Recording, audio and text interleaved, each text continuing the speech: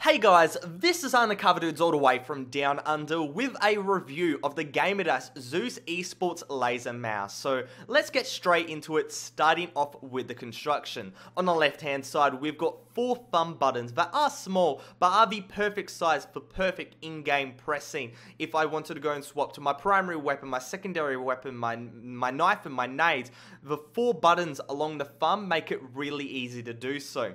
Now on top we've got 3 other buttons, and I didn't use these too much. It's a bit of an addition that I don't think was really needed. It's cool to go and hotkey stuff so you can go and buy weapons really quickly or go and do a combination of moves through a macro. But other than that, I really didn't see too much use, and in the end, I just went and disabled it. Now, you guys will be thinking, what about swapping DPI settings? Well, to the left of the actual left mouse button, there's actually another button that has the dedicated job of DPI switching throughout the modes. And that is really cool and all, but it's really close to the left click, and sometimes in fights I would actually go and misclick, change my DPI, and in the end it was very confusing swapping it back. But saying that, if you're an MMO player or a MOBA player, all these buttons is fantastic for all your activatable abilities and items and whatnot. But going back to the actual mouse itself, it really does go and conform well to my hands. The comfort factor is something that's really important, and it really shines through with this mouse. Now, starting off with it, when I first put it in my hand, it didn't really fit. I had to go and muck around, and the reason why you can muck around with this mouse is because it has 3 adjustment wheels that can make the mouse significantly larger or smaller. Personally, I pulled it all the way in because my hands are really small, and I equipped the MMO side kit, and this goes and fills all the gaps between the side parts, and it makes it even easier to hold. Now, it did take me quite a while for it to feel natural, but over a week's use made me get really used to it. In terms of the specification, the ZEUS is decked to the nines. It's got an 8,200 DPI laser sensor to start things off, which feels extremely responsive in-game, even when I only go and use it at 400 DPI, which is my personal preference. A weight tuning system is also included, with LED lights on the scroll wheel, logo and left shoulder button. However, one of the best things about the mouse is its 512 kilobytes of onboard memory and its integration with Gamdias' software Hera. Hera is an all-purpose program for adjusting the mouse. This goes and includes DPI, acceleration, button keybinds, LED colors, and more. However, unlike most mice, these settings save to the onboard memory, and so it becomes a really nice plug-and-play mouse where you don't need to go and install this custom software. It's already built into the mouse.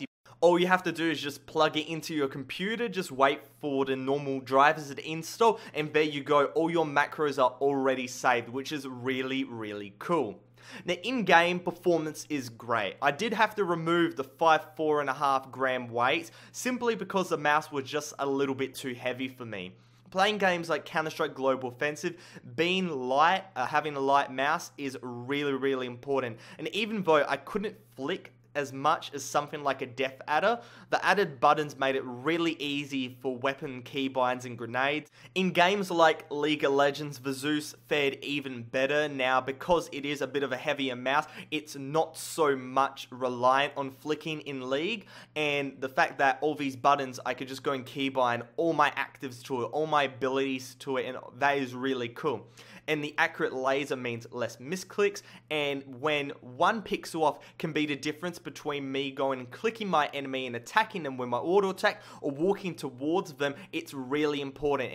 In League, I go and main the ADC called Vayne, and the fact that I have to go and kite all these tanks means I have to keep going back and forth, go walk backwards, auto attack, walk back, auto attack, and one misclick and I'm screwed. But I've been rarely doing that and pulling off some really awesome plays, so a definite thumbs up to this mouse in that sense.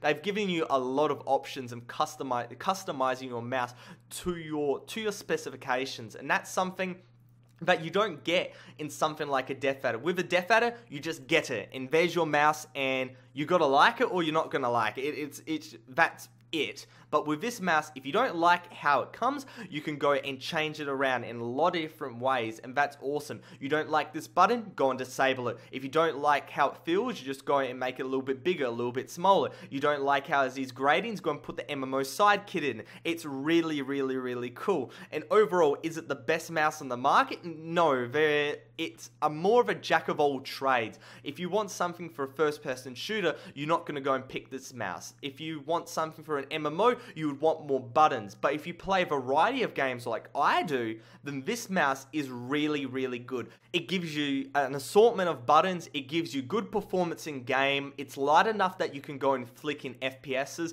and you can just use it as a normal mouse when I do my homework and not. It's not something that's extremely massive and it's just going to be a real big pain to go and click and only be useful in a certain amount of situations. It's really, really good overall. It's not the best in any of these areas, but it's definitely a mouse I'd go and recommend if you guys are into a lot of different types of video games. So hopefully you guys enjoyed this review. If you did, make sure to go and give it a like rating. But other than that, undercover dudes all the way from down under.